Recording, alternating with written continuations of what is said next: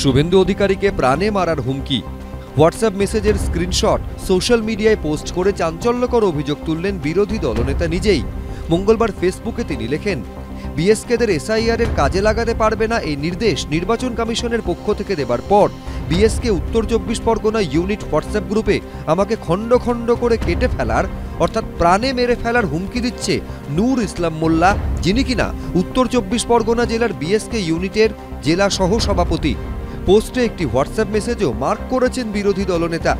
একদিকে শুভেন্দু অধিকারী যখন এই অভিযোগ তুলছেন, তখন থ্রেট কল পাওয়ার অভিযোগ তুলেছেন তৃণমূলের মুখপাত্র পার্থপ্রতিম রায়ও। কালকে রাত 12:30 আনুমানিক তখন আমি ফোন দেখছিলাম, এই সময় একটা আননোন নাম্বার থেকে পরপর 2-3 বার ফোন আসে, বলে যে আমি 2 দিনের মধ্যে তোমাকে দেখে নিচ্ছি, তুমি কি করছো।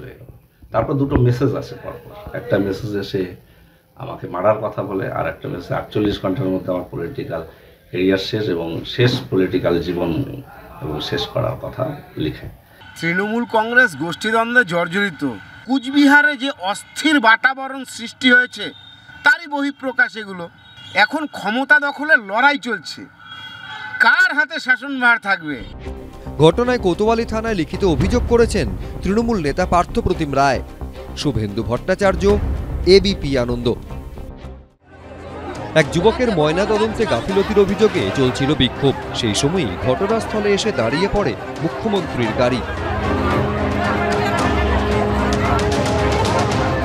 স্থানীয় সূত্রে খবর, সোমবার যশোর রোডে গাড়ি দুর্ঘটনায় মৃত্যু হয় প্রীতম ঘোষ নামে 34 বছরের এক যুবকের।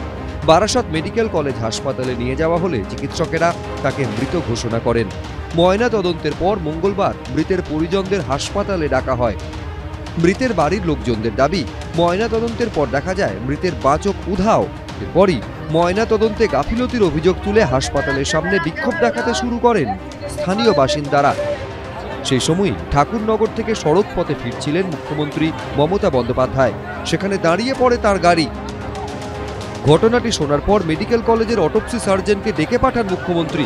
আসেন বারাসাত পুলিশ জেলার এসপিও। মৃতের পরিবারকে আর্থিক সাহায্য ও মাকে চাকরি দেওয়ার প্রতিশ্রুতি দেন মমতা বন্দ্যোপাধ্যায়। আপনারা যারা পরিবারের লোক আছেন, বডিটা একবার দেখান, কারণ এনকোয়ারি যখন হবে বডিটা না দেখলে এনকোয়ারিটা কি করে করবে। আর বডিটার পুরো ভিসি করে রাখবে, মানে ভিডিও করে রাখবে, যাতে কেসের পক্ষে সুবিধে হয় এবং উপযুক্ত শাস্তি। আর ক্ষতিপূরণ ডিএম এর যেটা আছে, ক্ষতিপূরণটা আমার সাথে কথা বলে নেবে কিভাবে করবে। আর চাকরিটা আমি আমার নিজের কোথা থেকে করে দেবো, কালকের মধ্যে পৌঁছে দেবো। যদিও মৃতের পরিবার এই নিয়ে ক্ষোভ উগরে দিয়েছে। সবকিছু সমাধান কি হয়? চাকরিতে আমাদের বাচ্চার চোখ তুলে নিয়েছে, সেই সমাধানটা করলো না। উনি দিদিকে বললো আপনাদের পরিবারকে চাকরি দেবো, পরিবারকে টাকা দেবো। টাকা দিয়ে কি সবকিছু? 18 দিনের একটা বাচ্চা হয়েছে, তার বাবা এরকম মারা গেল, আবার চোখটা তুলে নিচ্ছে। মুখ্যমন্ত্রীর নির্দেশে বুধবার ম্যাজিস্ট্রেটের উপস্থিতিতে ফের যুবকের ময়না তদন্ত হওয়ার কথা। আমার কাছে যে বাড়ির লোকজন তারা এসেছিলেন, আমার কাছে লিখিত অভিযোগ জমা দিতে বলেছি, তদন্ত কমিটি করব। তারপরে এই ঘটনাটি ঘটেছে। ম্যাডাম যেটা আমাদের নির্দেশ দিয়েছেন, আমরা সেই নির্দেশ মেনে আমরা এনকোয়ারি কমিটি আবার করে দিয়ে রিফর্ম করে অ্যাজ আর্লি অ্যাজ পসিবল আমরা করেই দিচ্ছি, এক্ষুনি করে ফেলছি। তদন্ত করতে গেলে দেহ তো রাখতেই হবে। প্রায় 15 মিনিট পর বেরিয়ে যায় মুখ্যমন্ত্রীর কনভয়।